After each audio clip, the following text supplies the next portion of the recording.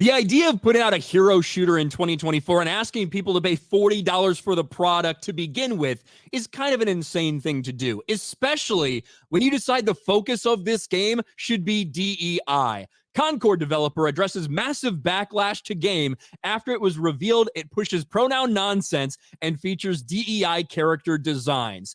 But this game, Concord, after PlayStation bought this studio, it was going to be pushed for PS5. It was going to be pushed on Steam. They thought they had a moneymaker right here. And unfortunately for them, it's been anything but. PlayStation thought that this would be a massive hit, but instead, we're seeing an embarrassing failure from the woke game Concord. Concord's launch is a historically significant failure because within a day after we saw this, despite the beta testing reaching over 2,000 players at the same time concurrently, when the game actually launched, people were so disinterested that they couldn't even break 700 concurrent players. And as we speak right now, if you log on to Steam to play this game, you might have a tough time finding a match because right now there's around 100 people playing Concord. This is a game that was in development for 7 to 8 years. This is a game reportedly that cost up to $200 million to develop. And now no one is fucking playing it. In fact, we now have some estimates on how many games this thing has sold so far, and it is not good for them. Analyst estimates Concord has sold 25,000 copies on Steam and PlayStation 5. If you do the math on that, even at $40 per pop, that is not impressive for Concord, especially for a game that reportedly costs up to $200 million. Concord was released a week ago, and it's already in a poor state. According to an analyst, the game has only sold 10,000 copies on PC, even that might be high if we're being honest, and 15,000 on PS5.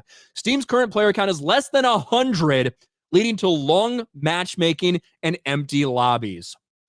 PlayStation spent millions on Concord, which took 8 years to develop. However, the game has been a total failure since its launch. Player counts were 10 times fewer than Redfall. The developers have even called haters talentless freaks, which seems rather unprofessional.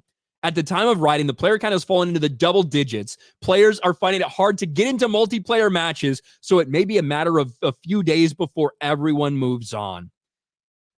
When the focus of this game is to make sure that everyone feels represented with these characters, to make sure we have people with they, them pronouns and all this fucking bullshit that most people, when you're playing a game, you're not actually interested in that nonsense. You just want to play.